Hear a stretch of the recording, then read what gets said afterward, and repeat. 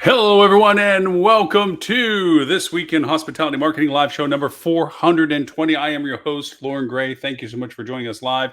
If you're watching us on our live TV station, Hospitality Marketing or Hospitality Channel TV, on Roku, Google, Amazon, Apple, Samsung, all of the channels. You can find us just pretty much anywhere, or on our iOS app for the Hospitality Channel. You can find it on Apple and or Google Play for Android. And of course, if you're watching our simulcast on a variety of Facebook pages, YouTube channels, Twitter, X, LinkedIn, which is just one. That's my profile page that we run the live show off of. And even on Twitch, if you're watching it on your game or your media console. So with all of that, let's jump into our topic this week is conditional formatting to create retargeting workflows. Sounds like a mouthful. And it kind of is. But going on the vein of getting some really good responses to content that we've done on the live show these past 3-4 episodes where we're talking about more specifically about data and data reporting, aggregation of data, usage of data, translation of data into reporting, dashboarding. Keeping with that, because we're in the middle of budget season for hospitality. So data, of course, normally is a big issue to talk about anyway, but even more so with the fact that we're needing to utilize it now, next month, and finally, probably October when it comes to budget approval times, hopefully budget approval times. So for that reason, we're kind of focusing on it for the next, I have been for the past couple of weeks, few weeks, and for a couple more weeks and beyond, we'll get into some calculators and how to generate numbers and use correlations and so forth and so on. And the podcast that follows this, the audio podcast, which we're on 39 platforms actually, so you can catch us anywhere, the Hospitality Marketing Podcast, even on Amazon Alexa, Google Assistant, and Siri. Just ask them to play it, and it plays it. We made tools for all of them. We get into more of the tool functions of these things. So why the super sexy topic today of conditional formatting to create retargeting windows? Because it's an amalgamation of two shows that we've done that have gotten very strong responses. One was the custom audience discussion we had in show 417, which we did an article follow-up with. And on the podcast, on our radio station, we can talk about a radio station, Hospitality Radio. 37 platforms. 39 is the podcast. 37 platforms is our radio station. You can go see it at hospitalityradio.com or catch it on a whole ton of channels that distribute radio stations on the web. You'll see it also on iHeartRadio and Stitcher and a bunch of other places that run podcasts, but also on radio stations. So we're in both formattings now, which is a lot of fun. Lots of different podcasts, just not our own, but it's all about hospitality industry. So digressing back to our content. Conditional formatting, combination of two conversations. Show 417 in relationship to custom audience, aka segmentation, and the usage of GA4 and being able to render those kind of data points. And the other aspect, which is the creation of workflows and funnels that refer to optimization of targeting and using the data in a relevant way for strategy. So conditional formatting is the component that's talking about creating the segmentations that you want to focus on that is used in your workflows that are related to retargeting. Hence the very convoluted title, Conditional Formatting to Create Retargeting Windows. So what do we mean by all of this? Let's define first the segmentation of audiences. We talked about in show 417, the two sides of audience generation. The historical, which was the persona-driven, the identification of who we're looking to target, the demographics, the persona, the behavioral, the customer profile, creating avatars and personas that are, these incomes, these family groupings, these geographic references, these income levels, these interest categories. Those are all definable targeting aspects. And that's been traditionally used in most of our marketing platforms, be it the paid platforms of Google and Bing and so forth, and also the paid social platforms of Facebook, X. Never get used to that. Not that I'm a big proponent of even advertising on it, but just the channels that you use. Pinterest is another good one. And so you have this ability to isolate out the categorizations of people that you want to put your content in front of. And so because of that, you can create a targeted predestination to your messaging. What content ads you're creating will go to those people that you've designated. On the other side of the segmentation creation, custom audiences, is the creation of an audience based on actions. In other words, and this is easy to context, somebody that went to your website, went to your booking engine, but didn't book for the past 30 days. You can create an audience segmentation of those people. Now, you may think, well, that's we don't know who they are. We just know their actions, and they can be identified by their actions. We know that these people did that or didn't do that, considering the conditions that we're trying to parameter. But we can create an audience of people that engaged with our website via our ads or our website, that went to our booking engine, but did not actually convert. We can now make GA4 track those. Now, not UA couldn't have done that before, but you had different conditions to identify. You had other things you had to set up here with everything being tracked in GA4. You have the ability to just go and designate, and then from that moment forward, being to create the segmentation of the audiences. So we identify people that went to our website, went to our booking engine, didn't book past 30 days. Which, from a reason to be interested, is, well, obviously they've done all the things we've asked. They've engaged the way that we wanted to ask. They went to our website like we asked, and we actually went to our booking like we asked, but they didn't convert. So we know that we brought the horse to the water. We just haven't made them drink yet, or they haven't drank yet. So we need to look at ways to give them the information that is going to be most helpful to them, where they may not have found it before, or maybe it was not the right timing. They just want to go back and relook at all their choices, whatever. What we don't know about them is, we can identify them as a segmentation to re-identify ourselves in front of them. So you have these two sides. I want to talk to these people, which is the personas and the customer profiles. And I want to talk to these people, the ones that by definition did or didn't do what I asked within the context of their engagement with us. Obviously, putting those two together means that we even have a sharper point to the pencil. But let's just keep those as two sources of categories for it. That's our conditional audiences. These people that we want to talk to, these people we want to talk to because they didn't do something, or they're in classification of having followed a procedure that we want to create an audience from. Now, other side of our conversation of our topic, conditional formatting to create retargeting workflows. Obviously, both of these sets of people are of interest to us because both of them are much higher in the opportunity of converting them to purchasing at our hotel based on who they are or what they haven't done yet. Much more so than anybody else that we don't know anything about as to whether they would or wouldn't. Advertising and ads and showing up that is in Sydney, Australia, about a next week offer is unlikely to happen unless they're already in the path of being here. And this is just an option of opportunity for them, which means we could have probably targeted them with things like knowing that they're going to travel. So we want to create the ability to get back in front of these people, or to engage them in ways that we can offer them other value propositions or incentives and or persistency of front of mind, that they end up making their conversion choice with us. That is the workflow equation of this. Now, on our podcast, we've talked about tools that use this, that define this. There's Funnelytics and bunches of other ones that we've gone through and reviewed.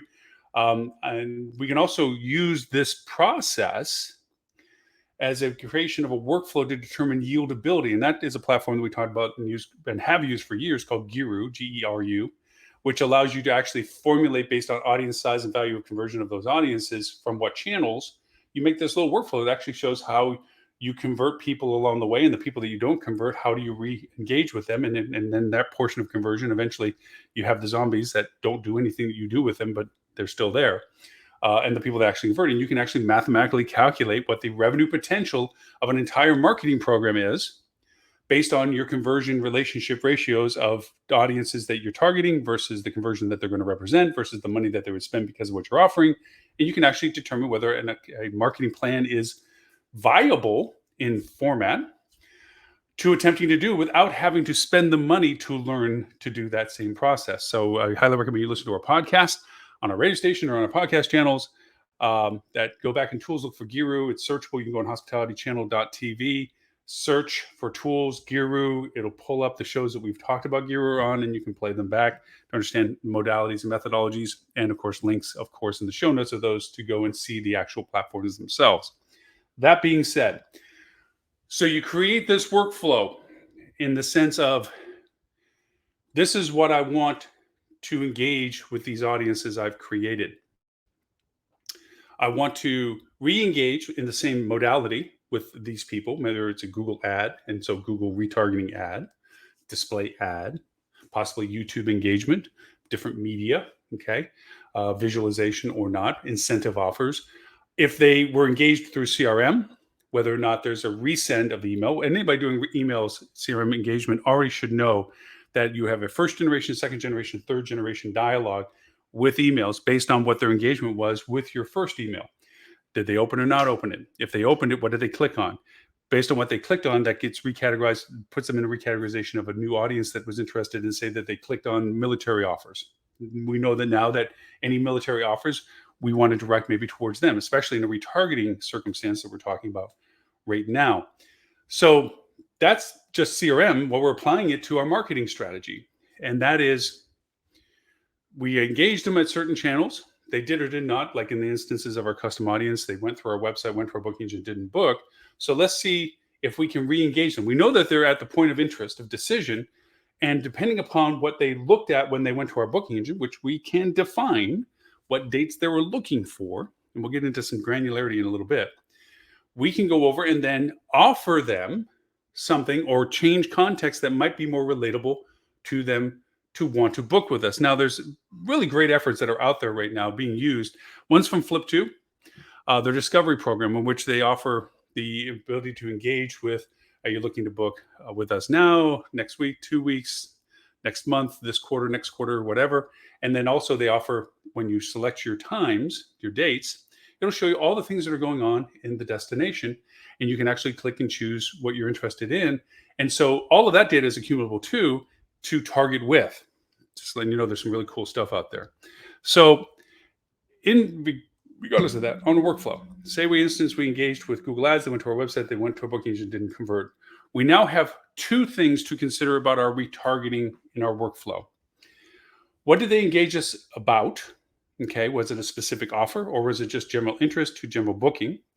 What dates did they look to be interested in, and how soon those dates are? That's the first relevant marker. How soon of those dates were they looking at us for? Was it next week, 2 weeks, next month, 3 months, 6 months, next year? Because that determines two things. What would be the next best engagement, re-engagement with them, from a perspective of creating this workflow chart, conditional blocks that go little lines, little lines. By the way, we have visual examples of this when we have the show notes, so you can go back and see what we're talking about. Also, based on what we want to re-engage them with, what channel, this channel or alternate channels, what do we know about them to be able to engage with other channels? Have we solicited them to give us an email or not? That kind of stuff. We then determine the frequency in which we're going to engage with them. Why is this relevant? Well, if they were looking at dates that were within the next 30 days, then our window of opportunity to get in front of them is shorter, which means we should increase our relevancy by our frequency of getting in front of them. Now, this is done incredibly poorly by most agencies that saturate retargeting based on browbeating technology. Oh, you touched our website. We are going to annoy the bejeebers out of you by persistently retargeting and showing up in everything that you do, whether it be a social media platform, any website you go to that have ad space available. We are just going to obnoxiously be in front of you as often as we can, which usually creates what I call the piss me off effect. I was thinking about you, but you've pissed me off that I will never do business with you because you are too annoyingly frequent with how you're trying to be in front of me. You're invasive. I just happened to land on your website, maybe by mistake, and now I have to deal with your persistent ads everywhere. So frequency is important. Engagement with the user is important. That short window means we need to increase our frequency because we have a shorter window to constantly be front of mind for them, but not to the point of annoyance. So there is a duration of frequency that must be maintained that says, you know what, after these many attempts over this period of time, without engagement and without the variations of alternative engagement that we have tried, they're zombies. Whatever reason they went to our booking engine in the past 30 days or whatever criteria we created in the custom audience segmentation, they are not interested in what we have to offer. They've either made another choice or what they found about us is not resonating for them. It opens up another window of creating some sort of inquiry to ask them, what didn't you find? But that's another discussion for another show. So stop. At that point, anything past that frequency and duration and so forth is just in the piss me off world. That's the world that people get into with you're really now just annoying me. If I wanted to buy from you, I would have bought from you, but I haven't, and since I haven't, I don't want to. And now I'm actually certain I won't because of how you're multiplying your engagements with me. So those are important aspects of this. The other is the progression of conversation that you have. Now we had this in a much more detailed conversation in, I think, show 418. I'm looking at the notes for 418. Yes, how to deconstruct and reassemble a failing marketing plan. We discussed the layers of engagement. A lot of times, and we're going to get more conversation with this in just a couple of minutes, the same message is just repeated in retargeting. It's like, oh, maybe you didn't see me the first time I said this, so let me say it another dozen times. That doesn't work. There's a progression of engagement that happens. First engagement, great. Depending upon if they did engage with you and the audiences you create from that engagement trigger, okay, determine what you offer next. If they didn't engage with you, then I would say channel shift. They didn't resonate on the channel that they found you on, so see if there's another way on another channel. So AKA, if they saw your Google ads, went to your website, didn't act on it, created a custom audience from people that went from Facebook to your website but didn't even go to the booking engine, then create that audience and use that as a targeting for Facebook. Maybe there's a different way to say that in Facebook, a little bit more content, long tail content to that, maybe some event driven stuff, depending on the dates thing that we just talked about. Those are ways of doing that. If they didn't, if they went from Facebook to your website and went to your booking engine, maybe that's a different message compared to those that didn't go to your booking engine, because obviously they have a more advanced interest in with you. Okay. And because of that, you can be more direct about specific things that might be of value to them, maybe value incentives, triggers to go over and allow them to convert or create the conversion value for them. Kind of what old pop-ups used to do, kind of stuff. Don't use pop-ups, just saying that's what old pop-ups used to try to do. So that ability to create dimensional communication, first generation, second generation, third generation, is a process of a workflow. You should already do that in your email CRM campaigns, where here's my initial contact with you, what engaged, what didn't engage. If you did engage, what did you engage with? Segment that audience. It's the same, it's just parsing out the same audience you started with as to fractioning is what they engaged with. And then if they didn't convert, create that as a custom audience of people to retarget with a next generation message, not the same message, the next generation message that allows them to maybe see the offers that you're making or the interest or your property's value proposition in a different light. It's a chance to continue the story, so to speak, rather than hammer them with the same offer, which is a detriment that a lot of vendors do. They're lazy about ad generation and creative content because it's the most expensive thing for agencies to do. Speaking of agencies to this end, and let's go through a little bit of the things with agencies.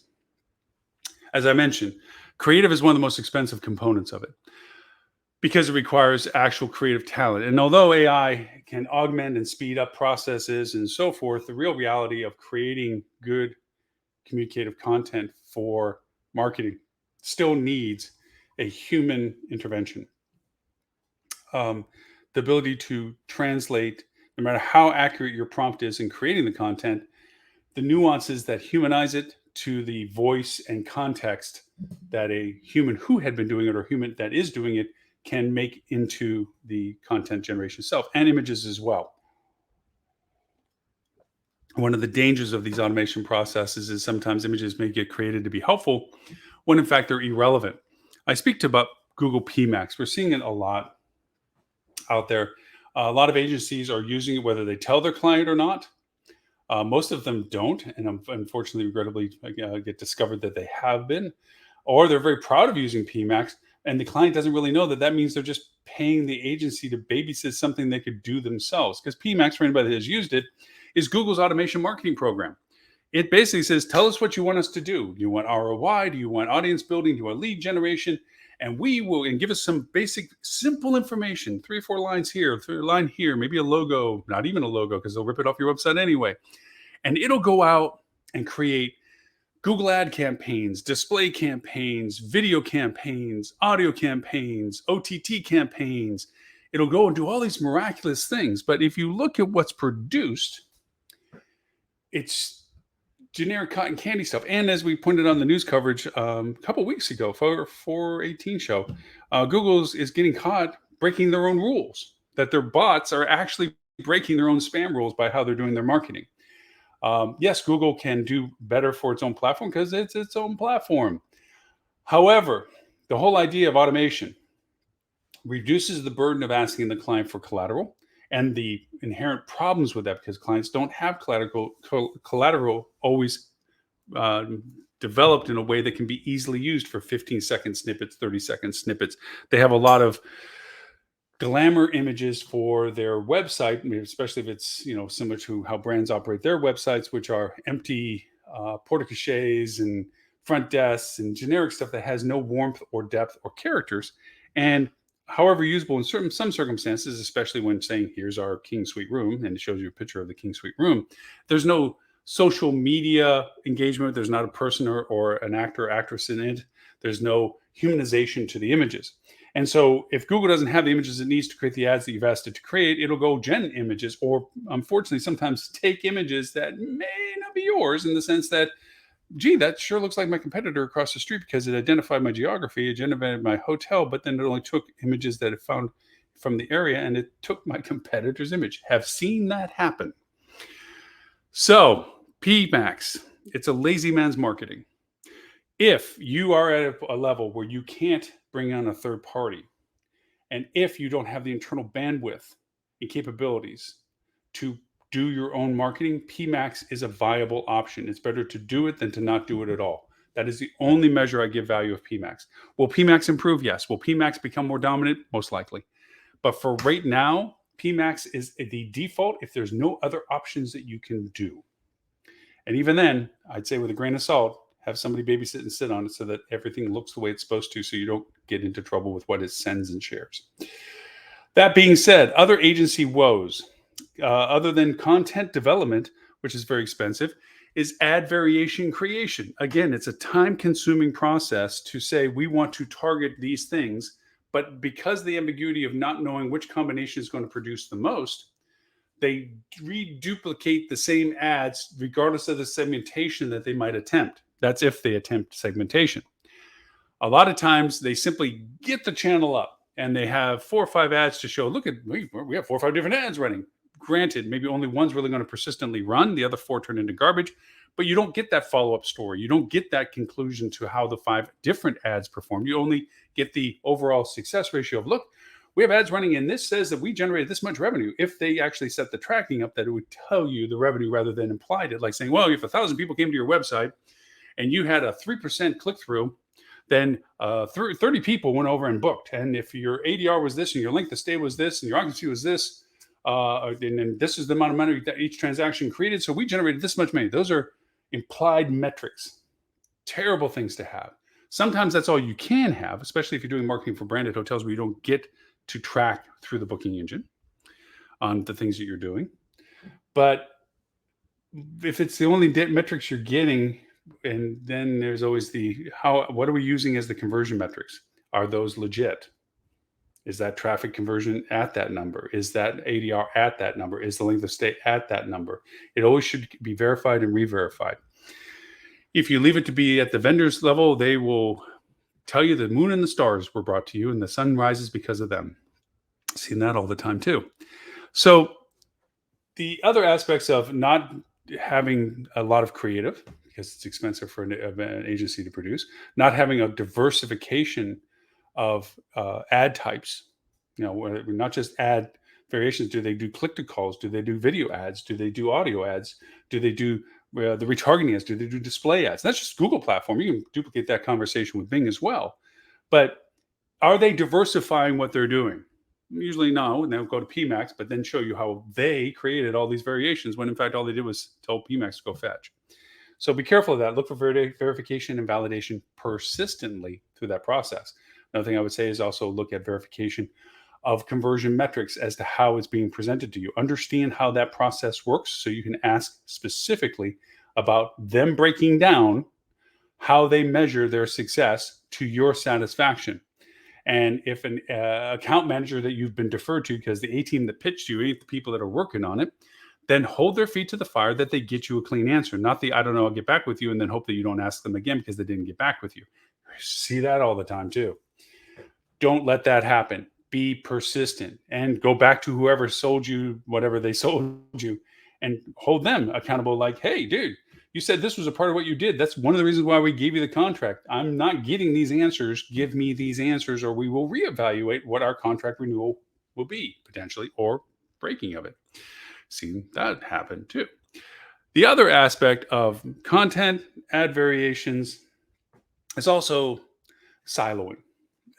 We've gone way ahead finally from having to discuss how revenue management operates over here and marketing operates over here in your operation. However, we have another hurdle to cross, and that is the collaboration of the types of advertising you're doing collectively. Paid social versus paid ads versus organic social versus website content and SEO engagement values.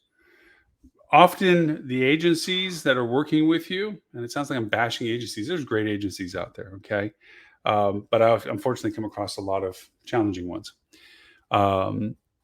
with clients that ask me to literally be the unbiased perspective of, are we getting our money's worth? Are we getting what we need? Are we getting the reports correctly? Can you do an audit to tell us if what they're telling us is true? Bread and butter for me every day.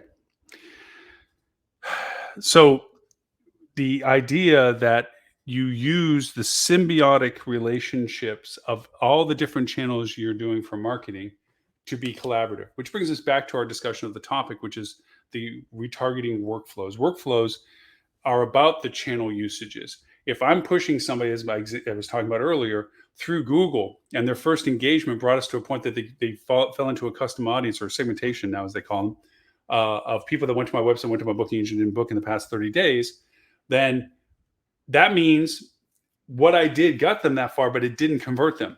So that was my first generation engagement, making sure that I don't say the same thing a second time the same way. I can try the same channel, maybe given the circumstances of the fact that they went that far, which is usually how I look at it. And depending upon what dates they were looking at as to how far out they were looking, like if it's next day or 2 days, I don't think I have an opportunity to change their mind. They probably were looking at a variety, made a choice and pulled it, but I'll try anyway. But if I have a week or two to look at it, being able to get in front of them again, I might most probably use the same channel. Whoa, hand gestures. Might probably use the same channel again, gestures included, to try again. Not the same message, but the same channel. If I have a longer stream and they looked and maybe didn't go to my booking engine, and or even if they did, but I have a 60-day plus window, or 30-day plus window, excuse me, then I might try to shift the conversation by creating the audience that they fell into over to another channel. I don't see a lot of agencies doing that. I see them banging a retargeting on the same channel that it was created on. So I see agencies that create audiences or segmentations in a general way, just if they landed to the website, because they're looking for large numbers. They're looking for big numbers to put in front of you, the client, that says, look at this. These are all this big number here of people that came to your site, and these are all the people that we try to retarget from all those people that went to your website. They try to make impressive numbers. I'm more worried about the value of the KPI, which is what I want to know. What did it produce? What am I bringing to the bank? Okay, that's my KPI. Okay, at the end of the day, what's my top line revenue contribution of that channel? And that can come in many formats. Like, for instance, if we went into meta search, the displacement from OTAs is not just the fact that we generated a new meta search and the dollars are there, but also the commission savings from OTAs, not having to give them the money, and a very hard to but very valuable calculation is the lifetime value engagement of now having directly engaged with them, getting their information in correlation to their conversion with us, allows us to continue to engage with them after their stay with us, which is a measurable, calculable value that goes far beyond the displacement channel from OTA, far beyond the actual dollars revenues of their single first purchase. Another story, another time. Actually, we've had that conversation before, but we'll have it again in the near future when it comes to budgeting for meta search to come.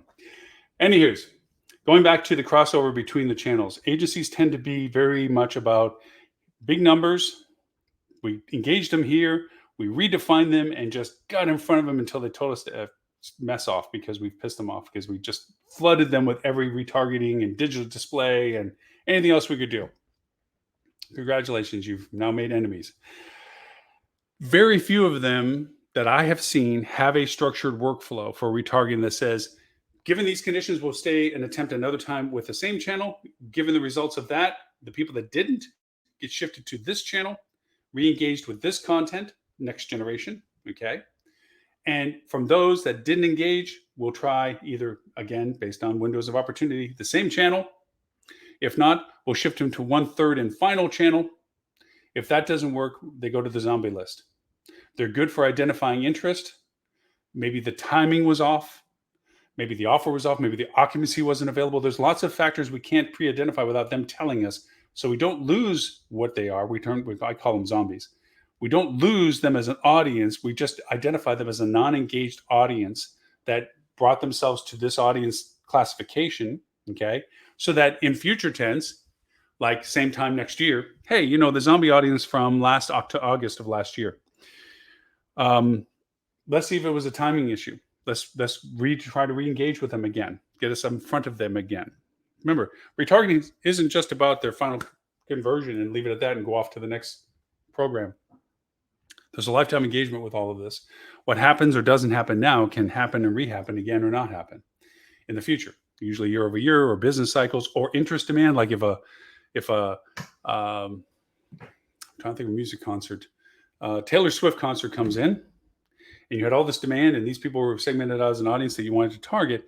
And if Taylor Swift was going to come back again at another time, you can pretty much assume the same people that engaged with you for the first Taylor Swift concert are probably going to be people that you could retarget again. Hey, get in early, get in fast, get the rooms before they get sold out. Probably do the same type of targeting. That goes strongly for event-driven stuff. That's the parts that really work strong, is when they're for specific interests. Then that retargeting and keeping that audience is of high value. So no audience is totally dead. No audience is, well, there's a caveat to that, but there are audiences you just need to let go in spite of multiple channels, multiple reattempts, multiple recycled attempts. For whatever reason, even if there may no longer be in existence, that email or that engagement or that relationship or whatever circumstances in life happen, it's not necessary to always use anybody you've ever engaged with.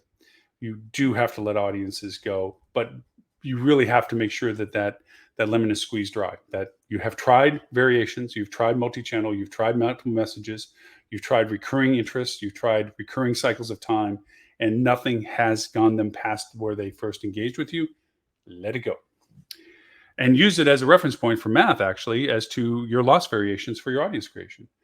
Out of these audience, because when I was talking about that Guru workflow where it says, which channels and total traffic and who engaged and who didn't traffic and what goes on, the number of these people that truly ultimately don't engage, they're totally zombied out, gives you that ratio relationship with these audiences is to keep a higher accuracy in your formula to determine what the yieldability of that audience is. It's so easy to go and say, well, based on Facebook, with these targeting things that we've put in there, we should be reaching 250,000 people. Okay, well, if we get 1% conversion, oh my gosh, 2,500 people are buying our product. And what's our ADR and length of stay? Boom! Doesn't work that way. You're arbitrarily making up a number. Click-through doesn't make conversion. Click-through is simply that, click-through.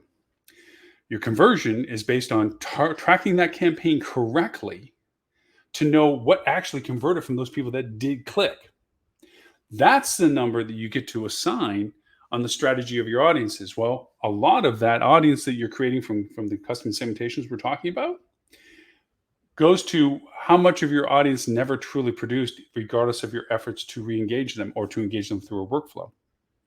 So for that reason, that number becomes relevant. When you put it in, you have actual data to back up that we are likely not going to get 15% of the click-through people to buy anything.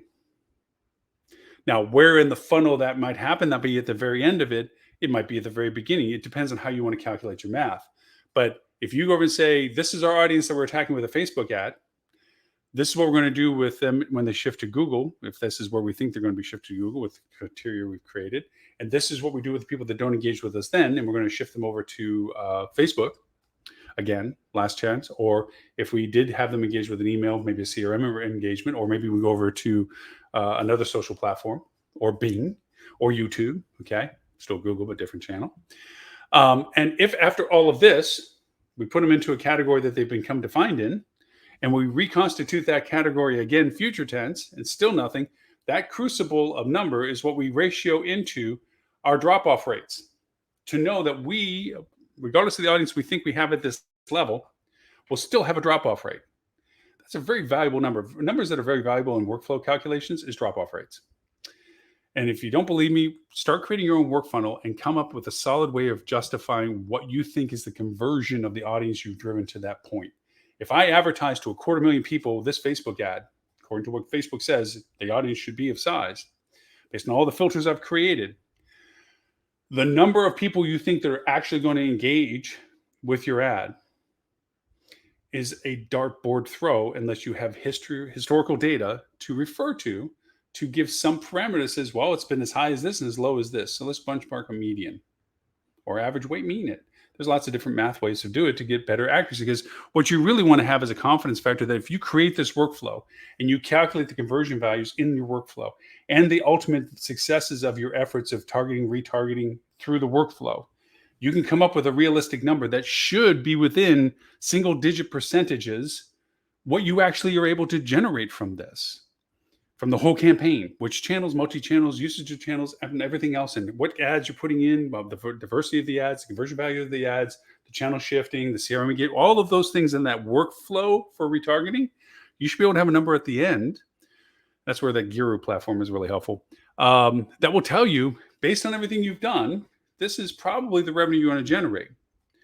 And you can use that on all the channels you do the engagement process and the workflow for. You do have other numbers, which is how much does it cost per click, cost per thousand, whatever the modality of cost is for those channel usages. You can determine how much you need to spend to generate this revenue down over here. That's very powerful. Owners love, and C-level people love, the fact that you're walking in with these numbers before you spent $1 of their money. Because this means you have a good grip on what your target is and the modality to get there, rather than hey, let's try it. Let's launch it, see what happens. If it doesn't work, we'll immediately change it. Yes, there are times you need to do that. We've done that ourselves. You need to approach it with, we have a spectrum of, you always have to try something new. 15%, 20% of your total ad campaign should always be on what you don't normally do. You should always try, because as we've always said with any advertisement campaigns, if you only advertise to what you think you know, you're only self-creating the wheel that reaffirms that you're doing it right. You may be getting a cup of water right next to a raging torrent of river that you didn't really know was there. So you always have to try a percentage of your efforts to something you don't normally do. So thinking about our process of conditional formatting to create retargeting windows.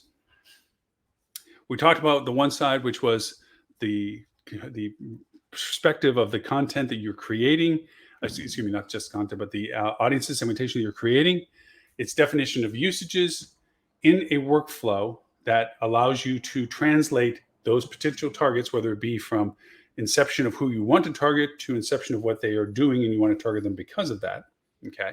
And you put those together to create your way of formatting your workflows for retargeting on all the channels that you should use and the dimensions of content that you create for them. So with that in mind, I think we have hit the topic hard. I think that we were very precise to it. Thank you so much for spending time with us today. Like I said, on our TV stations, on our, if you want to watch all of our reruns all the time, like I Love Lucy, you can go to hospitalitychannel.tv. That's where all of our live shows run in I Love Lucy pre-programmed reruns, along with all of our podcasts. That's a kind of a catch-all for all of our shows. If you want to watch us on TV, as always, on the free side, there is the Hospitality Channel that can be found on your Roku or Samsung TVs, your Amazon Fire Stick, Amazon Prime, Google TV, Apple TV, any smart TV. You can just look for the Hospitality Channel, and the live show will always be on Friday mornings. We do recast this show 11:30 a.m. Wednesdays, Sydney, Australian time for our APAC friends, and 11:30 a.m. London, UK time for our EU and Mid East friends. So a little bit more favoritistic time frame. Although, thank you all for and joining us from places that have incredible time zone variations, but still you find the time to watch us live. And thank you so much. And of course, the people I'm waving a hand to are the people that follow us on Facebook pages all throughout the world, as well as YouTube channels all throughout the world, X live broadcast, Twitch broadcast, and LinkedIn, which is on my profile on LinkedIn. If you have any questions or feedback or want to talk with me or have topics or want to join the show, you certainly can at Loren@hospitalitydigitalmarketing.com. I answer each and every email along with the same email for our podcast, which we will do just after this show, an audio version of our podcast, which is not the same as our live show. We recap a little bit of the points we make in our live show, but we really talk about tools and techniques to use those tools related to a symbiotic conversation of what we're here on workflow. So we'll talk a little bit about funnelytics again, other funnel-based tools, Guru again, to get you familiar with it, because as I said, we're in budget season. And these are very useful tools to model out your marketing plan, which, not to go back to the topic after I say we're done with the topic, but I am, is when you're pointing out a budget that you need to spend, and they try to poke at, well, do you really need that? What if we, instead of this dollars, we give you this the dollars, then don't expect these revenues. And if they say, well, that's pretty concrete. No, here's the math. The number I gave you is because that's what you asked me to generate. Remember how the whole budget process starts? It says, here's our top line revenue goal. Now tell me how we're going to make it. Sales goes off and do their thing. Revenue management figures out their thing, occupancies and rates and so forth. Marketing does their thing, hopefully collaboratively between all of them. And the calculation of conversions and volume of traffic and so forth, if you show them a workflow that says, this is what we would be doing, this is what we expected for the efforts that we're doing, this is how we're reclaiming the people that don't engage with us and what value they present as we try to re-engage with them. So ultimately, we, based on the cost and the history of costs that we know and the audiences that we can target, this is the revenue that we believe we would gain from these kinds of expenses to do so. It's really hard for ownership and C-level to say, yeah, but you're not going to have that much money. Then don't expect the revenue goal you gave me. Sure, lightning can hit somewhere. We could have an amazing fact that a Taylor Swift concert shows into our backyard and we didn't plan for it, and we get sold out for 4 days we didn't plan. Great. Reality is, if you want this revenue that you gave me, this is my calculation based on hard data of what it's going to take to get there. That's my budget. It makes for a very compelling case. So it's well worth all the efforts that I'm talking about. So with that, I will finally close our content for today. Again, our topic today was conditional formatting to create retargeting workflows. It kind of flows a little easier off the tongue now that we've talked it from front to back as to what that actually means. So with that, my name is Loren Gray. I thank you for the privilege of your time, and I truly look forward to talking to you all next week.